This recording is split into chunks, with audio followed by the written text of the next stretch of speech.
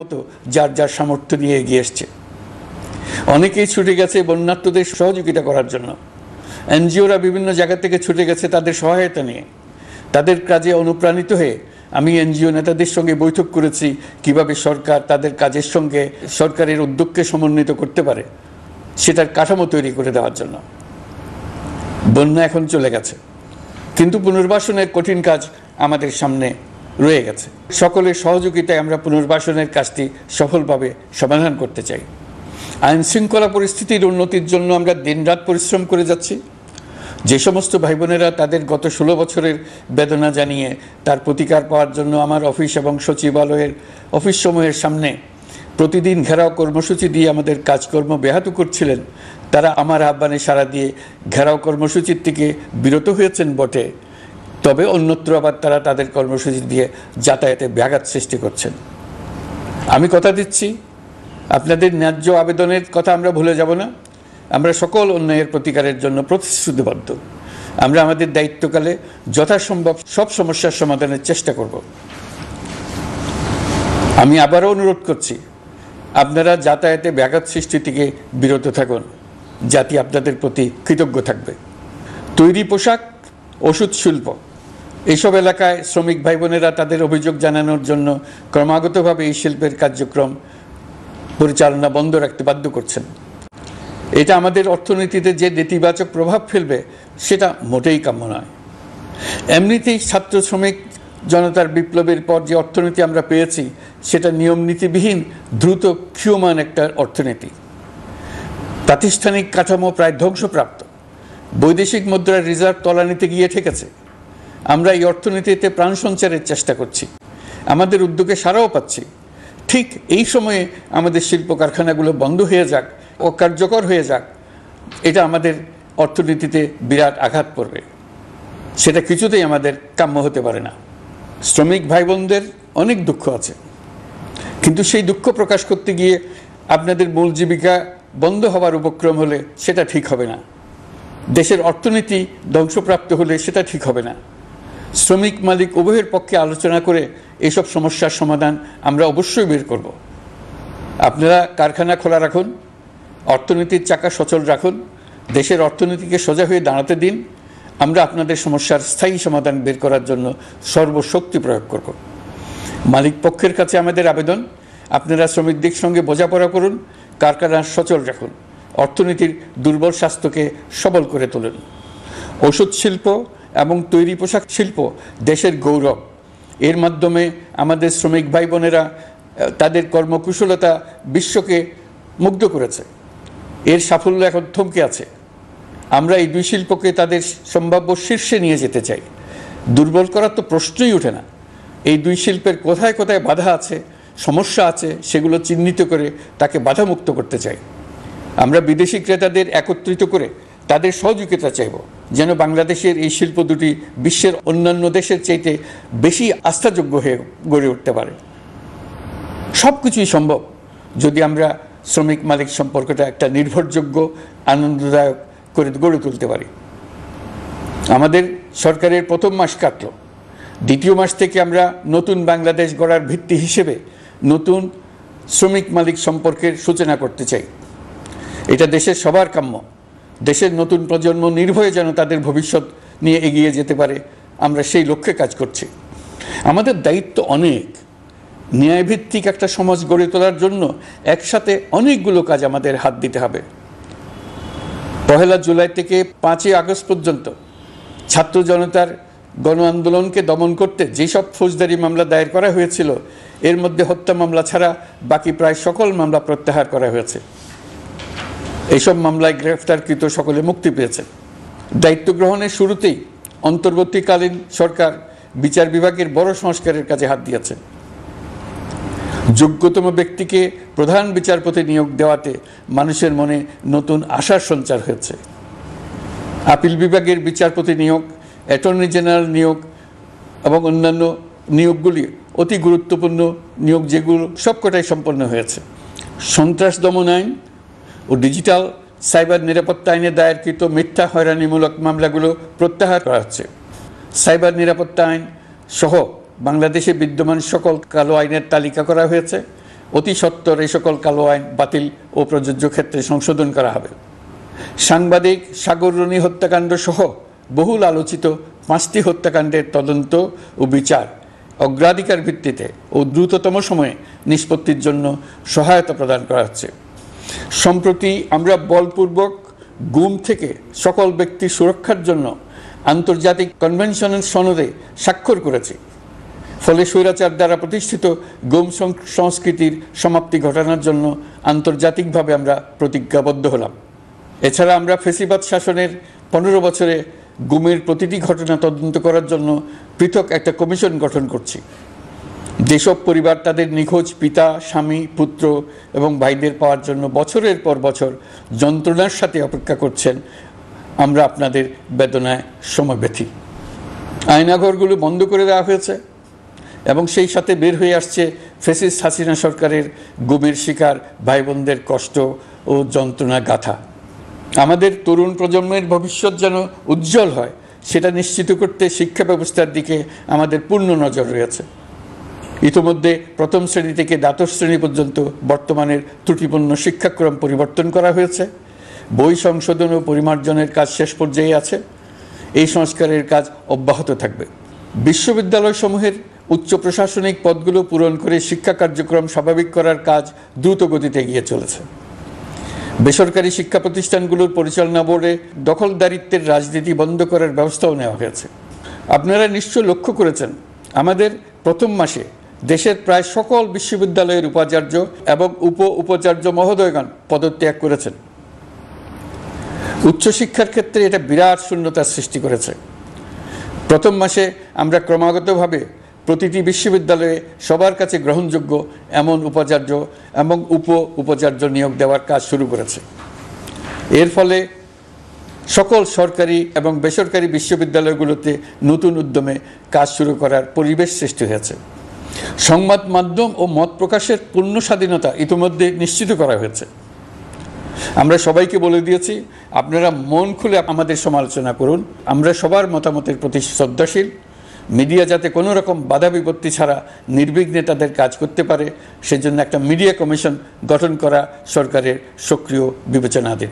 আরও যেসব কমিশন সরকার সহ অন্য সবাইকে জবাবদিহিতার আওতায় আনতে পারে, আমরা তাদের পুনর্গঠন ও সংস্কারের উদ্যোগ নিয়েছি, যাতে তারা আরও শক্তিশালী হয়, জনকল্যাণে কাজ করে।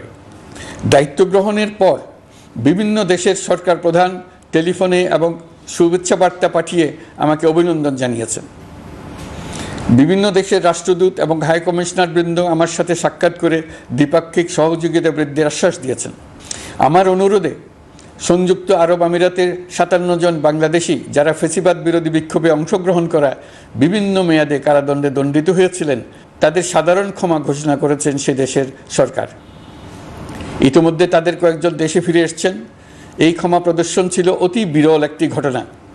এই জন্য আমি সংযুক্ত আরব আমিরাতের রাষ্ট্রপতি শেখ মোহাম্মদ বিন জায়েদ আল নাহিয়ানকে ধন্যবাদ ও কৃতজ্ঞতা জানিয়েছি আপনাদের সবার পক্ষ থেকে। যে সমস্ত সরকার প্রধানের সঙ্গে আমার টেলিফোনে যোগাযোগ হয়েছে, তাদের মধ্যে রয়েছেন ভারতের প্রধানমন্ত্রী নরেন্দ্র মোদী, পাকিস্তানের প্রধানমন্ত্রী শাহবাজ শরীফ। আমরা ভারত এবং অন্যান্য প্রতিবেশী রাষ্ট্রসমূহের সঙ্গে সুসম্পর্ক চাই, তবে সেই সম্পর্ক হতে হবে ন্যায্যতা এবং সমতার ভিত্তিতে। ভারতের সাথে আমরা ইতিমধ্যে বন্যা মোকাবেলায় উচ্চ পর্যায়ে দ্বিপাক্ষিক সহযোগিতার আলোচনা শুরু করেছি। দক্ষিণ এশিয়ায় আঞ্চলিক সহযোগিতা বৃদ্ধির লক্ষ্যে আমি সার্ক রাষ্ট্রগোষ্ঠী পুনর্জীবিত করার উদ্যোগ নিয়েছি। আমরা চাই আমাদের দেশ যেন একটি গণতান্ত্রিক দেশ হিসেবে বিশ্বের কাছে সম্মানের সাথে পরিচিত হয়। দেশের পরিকল্পনা যেন দেশের মানুষ কেন্দ্রিক হয়, কোনো নেতা বা দল কেন্দ্রিক না হয়। আমরা স্বৈরাচারী হাসিনা সরকারের অহেতুক কোটি কোটি টাকা ব্যয়ের প্রকল্প বাস্তবায়িত হতে দেখেছি, যেগুলো কখনোই দেশের মানুষের জন্য ছিল না, বরং এর সাথে জড়িত ছিল কুৎসিত আমিত্ব এবং বিশাল আকারের চুরি। চলমান এবং প্রস্তাবিত সকল উন্নয়ন প্রকল্পগুলোর যাচাই বাছাই করার কাজ ইতিমধ্যে আমরা শুরু করেছি। প্রকল্প বাস্তবায়নের পর্যায় বিবেচনা করে বাকি কাজে ব্যয়ের সাশ্রয় এমনকি প্রয়োজন মতে তা বাতিল করার কথা বিবেচনা করা হবে। দেশের মানুষকে আর ফাঁকি দেওয়া চলবে না। কর্মসংস্থান তৈরি করবে এমন প্রকল্পগুলোকে আমরা অগ্রাধিকার দেব। লুটপাট ও পাচার হয়ে যাওয়া অর্থ ফিরিয়ে আনার উদ্যোগ আমরা নিয়েছি। আর্থিক খাতে শৃঙ্খলা ফিরিয়ে আনতে একটা ব্যাংকিং কমিশনও গঠন করার উদ্যোগ নেওয়া হয়েছে। বিভিন্ন ব্যাংকের পরিচালনা পরিষদ পুনর্গঠন করা হয়েছে। ব্যাংকিং খাতে এই এক মাসে বিরাট পরিবর্তন এসেছে, আপনারা নিশ্চয়ই সেটা লক্ষ্য করেছেন। আমরা এই খাতে নিয়ম নীতি প্রতিষ্ঠা করতে পেরেছি। আরও অনেক কাজ বাকি রয়ে গেছে। প্রথম মাসের কাজ হিসেবে শুধু প্রধান কাজগুলো করেছে, তার সঙ্গে রয়েছে আরও অনেক পরবর্তী কাজ। ফেসিবাদী সরকার লুটপাট করার জন্য নতুন করে 60,000 কোটি টাকা ছাপিয়ে বাজারে ছাড়ার কারণে মুদ্রাস্ফীতির শিকার হয়েছে দেশের মানুষ। এই অতুলনীয় মুদ্রাস্ফীতি নিয়ন্ত্রণ অন্তর্বর্তী সরকারের অন্যতম প্রধান লক্ষ্য। মুদ্রাস্ফীতি নিয়ন্ত্রণের লক্ষ্যে পলিসি সুদের হার বৃদ্ধি করে 9% উন্নীত করা হয়েছে। মূল্যস্ফীতি থেকে সাধারণ মানুষকে সুরক্ষা দেওয়ার উদ্দেশ্যে ওএমএস খাদ্যবান্ধব কর্মসূচি সহ সুলভ মূল্যে প্রান্তিক মানুষের কাছে নিত্য প্রয়োজনীয় দ্রব্য সরবরাহ চলমান রাখা হয়েছে। মূল্যস্ফীতি মোকাবেলায় চলতি অর্থ বছরে চাল ও গম আমদানির জন্য 5,800 কোটি টাকা, আভ্যন্তরীণ সংগ্রহের জন্য 8,900 কোটি টাকা এবং খাদ্য ভর্তুকির 3টি প্রোগ্রামের জন্য 7,360 কোটি টাকা বরাদ্দ রাখা হয়েছে। বিভিন্ন স্টেক হোল্ডারের সাথে সভা করে মূল্যস্ফীতি নিয়ন্ত্রণের করণীয়সমূহ চিহ্নিত করা হয়েছে। পরিচালন ও উন্নয়ন ব্যয় যৌক্তিক পরিমাণে হ্রাস করার জন্য কার্যক্রম গ্রহণ করা হয়েছে। কৃষিপণ্য উৎপাদনের জন্য সার আমদানির ক্ষেত্রে প্রয়োজনীয় বৈদেশিক মুদ্রার সরবরাহ নিশ্চিত করার পদক্ষেপ নেওয়া হয়েছে। প্রকৃত চাষিগণ যাতে কৃষি ঋণ পেয়ে থাকেন তা নিশ্চিত করার উদ্যোগ নেওয়ার পাশাপাশি কৃষি ঋণের পরিমাণ বৃদ্ধি করা হয়েছে। মার্কিন ডলারের বিপরীতে টাকার বিনিময় হার স্থিতিশীল রাখার লক্ষ্যে বৈদেশিক মুদ্রার বিনিময় হারকে বাজারভিত্তিক করা হয়েছে। কালো টাকা সাদা করার অনৈতিক অনুমতি বাতিল করা হয়েছে। বৈদেশিক মুদ্রার রিজার্ভ বৃদ্ধি করতে বিভিন্ন উন্নয়ন সহযোগীদের কাছ থেকে বাজেট সাপোর্ট চাওয়া হয়েছে। আন্তর্জাতিক মুদ্রা তহবিল থেকে অতিরিক্ত 3 বিলিয়ন মার্কিন ডলার, বিশ্বব্যাংক থেকে অতিরিক্ত 1 বিলিয়ন ডলার, জাইকা থেকে অতিরিক্ত 1 বিলিয়ন মার্কিন ডলার প্রদানের অনুরোধ করা হয়েছে। রূপপুর পারমাণবিক বিদ্যুৎ কেন্দ্র নির্মাণ প্রকল্পের অগ্রিম অর্থ পরিশোধ এবং বকেয়া পাওনা নিয়ে রাশিয়ান ফেডারেশনের সাথে অর্থ মন্ত্রণালয়ের আলোচনা চলছে। পাইপলাইনে থাকা 48 বিলিয়ন মার্কিন ডলার বৈদেশিক সহায়তা ব্যবহারের উদ্যোগ নেওয়া হয়েছে। মেগা প্রকল্পের নামে লুটপাট বন্ধের পাশাপাশি স্বাস্থ্য ও শিক্ষা খাতে বরাদ্দ বৃদ্ধির পরিকল্পনা গ্রহণ করা হয়েছে।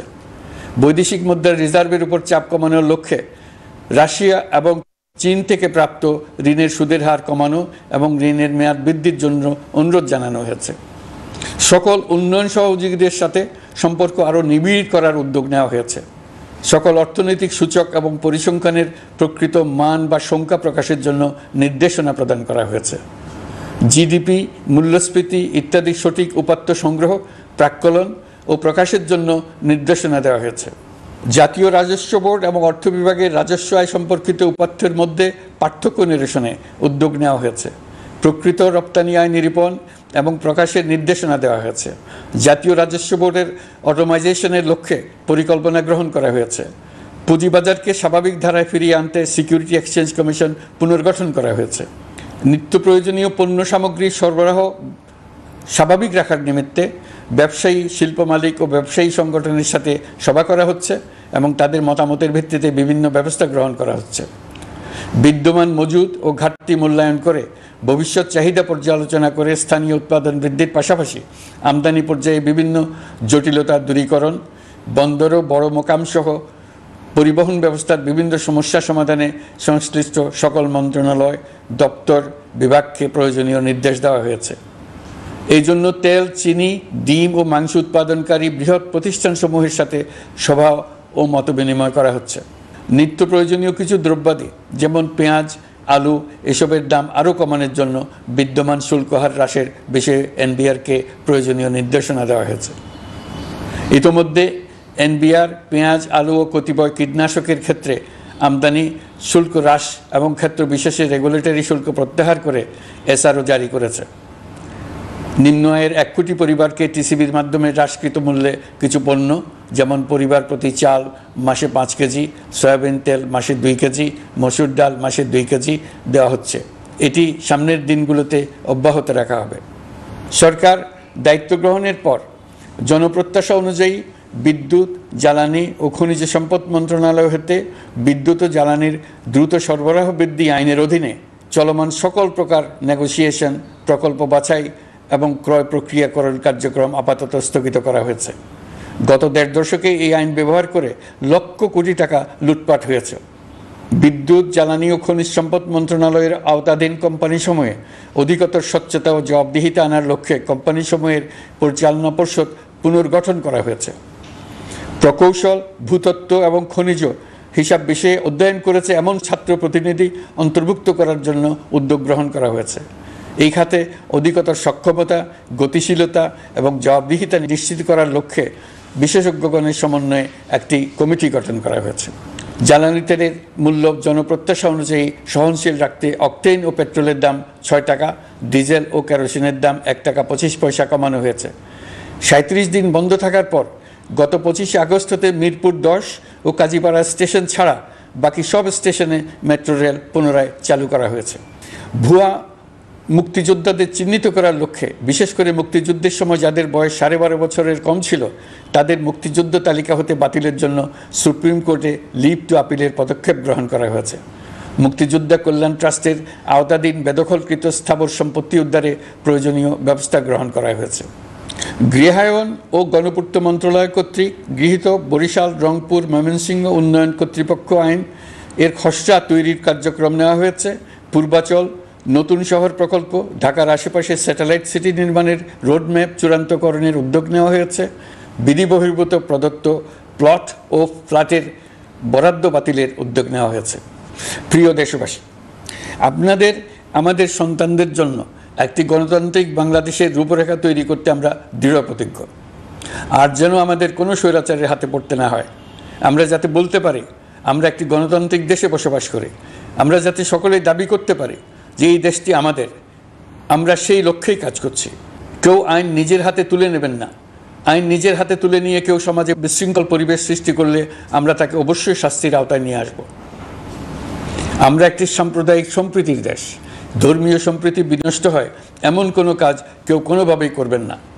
অতীতে শুধুমাত্র আওয়ামী মতাদর্শী না হওয়ার কারণে ২৮তম থেকে ৪২তম BCS পর্যন্ত BPSC কর্তৃক সুপারিশকৃত অনেক প্রার্থী নিয়োগ বঞ্চিত হয়েছেন।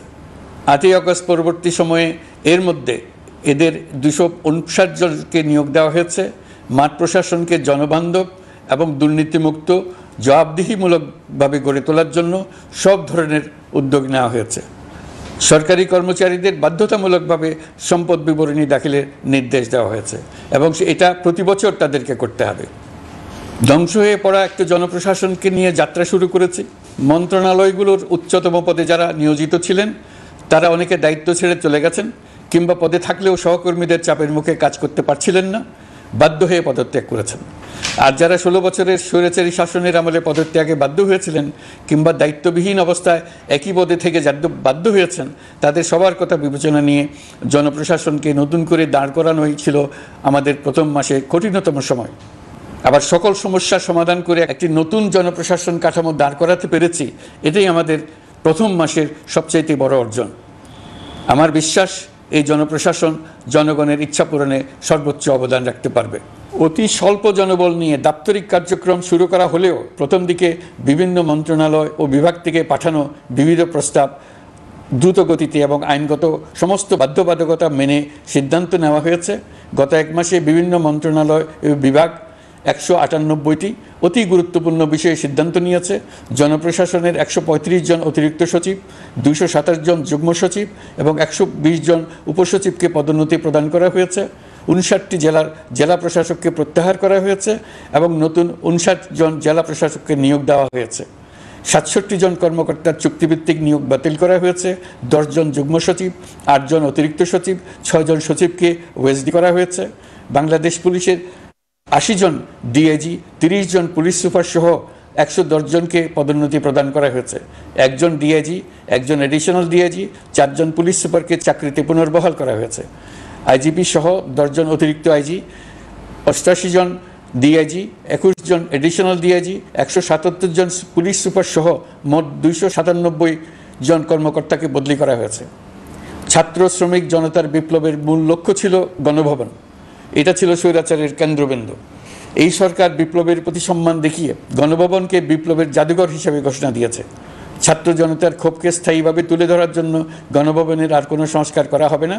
ছাত্র জনতার ক্ষোভের মুখে তা যে অবস্থায় দাঁড়িয়েছিল সেই অবস্থায় তাকে রাখা হবে। যেসব মূল্যবান সামগ্রী জনতা নিয়ে গিয়েছিল সেগুলো অনেক ফেরত দিয়ে গেছেন। যারা নিয়ে গিয়েছেন তারা নিজেরাই ফেরত দিয়ে গেছেন, তাদের আমরা দেশবাসীর পক্ষ থেকে ধন্যবাদ জানাচ্ছি। আরও কিছু জিনিস পাওয়া যায়নি, যারা নিয়ে গেছেন তাদের কাছে আমাদের অনুরোধ থাকবে তারা যেন এইসব সামগ্রী ফেরত দিয়ে যান। আমরা উল্লেখ করব এইসব বিক্ষুব্ধ জনতা নিয়ে গিয়েছিল, কিন্তু বিজয়ের পর তারা আবার জাদুঘরের প্রতি সম্মান দেখিয়ে এগুলো ফেরত দিয়ে গিয়েছেন। আমরা নতুন বাংলাদেশকে একটা পরিবেশ বান্ধব এবং জীববৈচিত্র্যময় দেশ হিসেবে গড়ে তোলার উদ্যোগ নিয়েছি। এটি তরুণদের আকাঙ্ক্ষা, আমাদের সবারই আকাঙ্ক্ষা। সেই লক্ষ্যে আমি প্রথমেই একটি ক্ষুদ্র পদক্ষেপ নিয়েছি। আমার বাসভবন এবং সমগ্র সচিবালয়ে প্লাস্টিকের পানির বোতল ব্যবহার নিষিদ্ধ করেছে। ইতিমধ্যে সুপার শপগুলোতে পলিথিনের শপিং ব্যাগ ব্যবহার বন্ধ করার উদ্যোগ নেওয়া হয়েছে। গত কয়েক দশকে যে পরিমাণ নদী দূষণ হয়েছে আমরা তা বন্ধ করার উদ্যোগ নিয়েছি। আমরা সংস্কার চাই, আমাদের একান্ত অনুরোধ। আমাদের উপর যে সংস্কারের গুরু দায়িত্ব দিয়েছেন সেই দায়িত্ব দিয়ে আপনারা দর্শকের গ্যালারিতে চলে যাবেন না, আপনারা আমাদের সঙ্গে থাকুন। আমরা একসঙ্গে সংস্কার করব, এটা আমাদের সবার দায়িত্ব। আপনারা নিজ নিজ জগতে সংস্কার আনুন। একটা জাতির সংস্কার শুধু সরকারের সংস্কার হলে হয় না। আপনি ব্যবসায়ী হলে আপনার ব্যবসায়ী সংস্কার আনুন। ব্যবসায়ী গোষ্ঠীরা তাদের নিজ নিজ সমিতির মাধ্যমে সংস্কার আনুন। সমিতিতে সংস্কার আনুন, নতুন করে সমিতি গঠনতন্ত্র সংশোধন করুন। আপনি শ্রমিক হলে আপনার ক্ষেত্রে আপনি সংস্কার করুন। আপনি রাজনৈতিক নেতাকর্মী হলে আপনার ক্ষেত্রে সংস্কার করুন। আপনি প্রতিষ্ঠান প্রধান হলে আপনার প্রতিষ্ঠানে সংস্কার আনুন। আমি এটাকে সুযোগ হিসেবে গ্রহণ করার জন্য সবাইকে আহ্বান জানাচ্ছি। এই সংস্কারের মাধ্যমে আমরা জাতি হিসেবে নতুনভাবে যাত্রা শুরু করতে চাই। আমাদের এই যাত্রা আমাদেরকে পৃথিবীর একটা সম্মানিত জাতি হিসেবে প্রতিষ্ঠিত করুক, এটাই আমাদের সবার কাম্য, এটাই আমাদের সবার লক্ষ্য। গত এক মাসে আমি বেশ কিছু রাজনৈতিক দলের সঙ্গে পৃথকভাবে বসছি, তাদের সঙ্গে মতামত বিনিময় করেছি। তারা আমাদের উৎসাহিত করেছেন, ছাত্র শ্রমিক জনতার বিপ্লবের লক্ষ্যের প্রতি সমর্থন জানিয়েছেন, সংস্কারের কাজে পূর্ণ সহযোগিতার দেওয়ার আশ্বাস দিয়েছেন। আমি দেশের বিশিষ্ট সম্পাদক বৃন্দের সঙ্গে মত বিনিময় করেছি, তারাও সংস্কারের কাজে পূর্ণ সহযোগিতা দেওয়ার আশ্বাস দিয়েছেন। তারা বিভিন্ন বিষয়ে মূল্যবান পরামর্শ দিয়েছেন। সবার পরামর্শ নিয়ে এখন আমাদের অগ্রসর হওয়ার পালা। আমি বিশিষ্ট ব্যবসায়ীদের সঙ্গে বৈঠক করেছি, তাদের কাছে আমাদের সরকারের লক্ষ্যগুলো ব্যাখ্যা করেছি, তারাও আমাদের লক্ষ্যের সঙ্গে একমত প্রকাশ করেছেন। আপনারা জানেন, ছাত্র শ্রমিক জনতার ঐতিহাসিক জুলাই গণ অভ্যুত্থানের মুখে এবং হাজারো মানুষের আত্মদানের বিনিময়ে বাংলাদেশে ফ্যাসিস্ট সরকারের পতন হয়েছে। এই গণ অভ্যুত্থানের বার্তা ও আকাঙ্ক্ষা বাস্তবায়নের জন্য একটি অভূতপূর্ব সময় ও সুযোগ আমরা এর মধ্য দিয়ে অর্জন করেছি। এর বাস্তবায়ন তথা বাংলাদেশের ফ্যাসিজম বা স্বৈরতান্ত্রিক শাসন পুনরাবৃত্তির আশঙ্কা রোধ এবং জনমালিকানা ভিত্তিক কল্যাণমুখী জনস্বার্থে নিবেদিত একটি রাষ্ট্র ব্যবস্থা প্রবর্তনের লক্ষ্যে কিছু জাতীয় ভিত্তিক সংস্কার সম্পন্ন করা জরুরি হয়ে পড়েছে। উক্ত সংস্কার ভাবনার অন্যতম কেন্দ্রবিন্দু হচ্ছে সুষ্ঠু নির্বাচন ব্যবস্থা, সুশাসন প্রতিষ্ঠা করা। আমরা যেহেতু জনগণের ভোটাধিকার ও জনগণের মালিকানায় বিশ্বাস করি, সেহেতু নির্বাচন ব্যবস্থার উন্নয়নে আমাদের সংস্কার ভাবনায় গুরুত্ব পেয়েছে অধিক। আমরা মনে করি নির্বাচনের নামে সংখ্যাগরিষ্ঠতার একাধিপত্য ও দুঃশাসন মানুষের উপর চাপিয়ে দেওয়া বা এর মাধ্যমে এক ব্যক্তি বা এক পরিবার বা কোনো গোষ্ঠীর কাছে সকল ক্ষমতা কুক্ষিগত করে রাখার কোনো ক্রমেই গ্রহণযোগ্য নয়। এসব আশঙ্কা রোধ করার জন্য নির্বাচনের সাথে সম্পর্কিত নির্বাচন কমিশন সহ অন্যান্য প্রতিষ্ঠানগুলোর সংস্কারের কথা আমরা ভাবছি। নির্বাচন ব্যবস্থার সাথে সম্পর্কিত প্রতিষ্ঠান হিসেবে পুলিশ প্রশাসন, জনপ্রশাসন, বিচার প্রশাসন, দুর্নীতি দমন কমিশন এই 4টি প্রতিষ্ঠানের সংস্কার করা সুষ্ঠু ও অবাধ নির্বাচনের জন্য অপরিহার্য। এসব প্রতিষ্ঠানের সংস্কার জনমালিকানা ভিত্তিক, জবাবদিহিমূলক এবং কল্যাণমূলক রাষ্ট্র ব্যবস্থা প্রতিষ্ঠায় অবদান রাখবে বলে আমি বিশ্বাস করি। এর পাশাপাশি সমাজের সকল স্তরের মানুষের প্রতিনিধিত্ব ও স্বার্থ নিশ্চিত করার জন্য এবং জুলাই গণ অভ্যুত্থানের বার্তাকে প্রতিফলিত করার জন্য সাংবিধানিক সংস্কারের প্রয়োজন আমরা অনুভব করছি। এসব বিষয়ে সংস্কার করার প্রাথমিক পদক্ষেপ হিসেবে আমরা প্রাথমিকভাবে 6টি কমিশন গঠন করার সিদ্ধান্ত নিয়েছি। এসব কমিশনের কাজ পরিচালনার জন্য বিষয়ভিত্তিক অভিজ্ঞতা বিবেচনা করে 6 জন বিশিষ্ট নাগরিকের নেতৃত্বে এই কমিশনগুলো পরিচালনা করার দায়িত্ব দিয়েছি। এরপর আরও বিভিন্ন বিষয়ে কমিশন গঠন করার প্রক্রিয়া আমরা অব্যাহত রাখব। নির্বাচন ব্যবস্থা সংস্কার কমিশনের প্রধান হিসেবে দায়িত্ব পালন করবেন ডক্টর বদিউল আলম মজুমদার। পুলিশ প্রশাসন সংস্কার কমিশনের প্রধান হিসেবে কাজ করবেন জনাব সরফরাজ চৌধুরী। বিচার বিভাগ সংস্কার কমিশনের প্রধান হিসেবে দায়িত্ব পালন করবেন বিচারপতি শাহ আবু নাঈম মমিনুর রহমান। দুর্নীতি দমন সংস্কার কমিশনের প্রধান হিসেবে দায়িত্ব পালন করবেন ডক্টর ইফতেখারুজ্জামান। জনপ্রশাসন সংস্কার কমিশনের প্রধান হিসেবে দায়িত্ব পালন করবেন জনাব আব্দুল মুহিত চৌধুরী। সংবিধান সংস্কার কমিশনের প্রধান হিসেবে দায়িত্ব পালন করবেন ডক্টর শাহদিন মালিক। এসব কমিশনের অন্য সদস্যদের নাম কমিশন প্রধানদের সাথে আলোচনা করে ঠিক করা হবে। কমিশনগুলোর আলোচনা ও পরামর্শ সভায় উপদেষ্টা পরিষদের সদস্য, ছাত্র, শ্রমিক জনতা আন্দোলনের প্রতিনিধি, নাগরিক সমাজ ও রাজনৈতিক দলের প্রতিনিধিরা উপস্থিত থাকবেন। পূর্ণাঙ্গভাবে গঠিত হওয়ার পর কমিশন আনুষ্ঠানিকভাবে তাদের কাজ আগামী 1 অক্টোবর থেকে শুরু করতে পারবে বলে আমি আশা করছি এবং এটি পরবর্তী 3 মাসের মধ্যে সম্পন্ন হবে বলে আমরা ধারণা করছি। কমিশনের রিপোর্টের ভিত্তিতে সরকার পরবর্তী পর্যায়ে প্রধান রাজনৈতিক দলগুলোর সাথে পরামর্শ সভার আয়োজন করবে। চূড়ান্ত পর্যায়ে ছাত্র সমাজ, নাগরিক সমাজ, রাজনৈতিক দলের প্রতিনিধি, সরকারের প্রতিনিধি নিয়ে ব্যাপক ভিত্তিক 3 থেকে 7 দিন ব্যাপী একটি পরামর্শ সভার ভিত্তিতে সংস্কার ভাবনার রূপরেখা চূড়ান্ত করা হবে। এতে এই রূপরেখা কীভাবে বাস্তবায়ন হবে তার একটি ধারণাও দেওয়া হবে। এই আয়োজন জুলাই গণ অভ্যুত্থানের বার্তা বাস্তবায়ন ও রাষ্ট্র পুনর্নির্মাণ তাগিদের ঐক্যবন্ধনে গোটা জাতিকে শক্তিশালী ও আশাবাদী করে তুলবে বলে আমাদের বিশ্বাস। প্রিয় দেশবাসী, আমাদের সামনে অনেক কাজ। সবাই মিলে একই লক্ষ্যে আমরা অগ্রসর হতে চাই। আমাদের মধ্যে, বিশেষ করে আমাদের নতুন প্রজন্মের মধ্যে যে সুপ্ত প্রতিভা লুকিয়ে আছে সেটা যেন বিনা বাধায় রাষ্ট্রের এবং সমাজের সহযোগিতায় প্রকাশ করতে পারি, সেই সুযোগের কাঠামো তৈরি করতে চাই। সকলে মিলে আমাদের পরিবারের প্রতিটি সদস্যকে, সে ঝাড়ুদার হোক, ছাত্র হোক, শিক্ষক হোক, যে কোনো ধর্মের হোক, সবার সমান অধিকার নিশ্চিত করতে চাই। এই হলো আমাদের সংস্কারের মূল লক্ষ্য। আসুন ছাত্র শ্রমিক জনতার এই বিপ্লবের লক্ষ্যকে আমরা দ্রুত বাস্তবায়ন করি।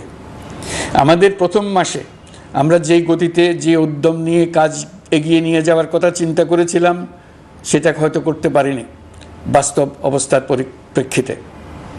দেশের আইনশৃঙ্খলা পরিস্থিতি স্বাভাবিক রাখা গেলে আশা করি আমরা আমাদের গতি অনেক বাড়াতে পারব। এই জন্য দেশের সকল মানুষের কাছে, শিক্ষক, ছাত্রছাত্রী, কৃষক, শ্রমিক, পেশাজীবী, বড় ব্যবসায়ী, ক্ষুদ্র ব্যবসায়ী, দিনমজুর, গৃহিণী, সকলের সহযোগিতা চেয়েছি। আমাদের কাজ বড় কঠিন, কিন্তু জাতি হিসেবে এবার ব্যর্থ হওয়ার কোনো অবকাশ আমাদের নেই। আমাদেরকে সফল হতেই হবে। এই সাফল্য আপনাদের কারণেই আসবে, আপনার সহযোগিতার কারণেই আসবে। আমাদের কাজ হবে আপনার আমার স্বপ্নকে বাস্তবে রূপায়িত করা। এখন আমরা আমাদের 2য় মাস শুরু করছি।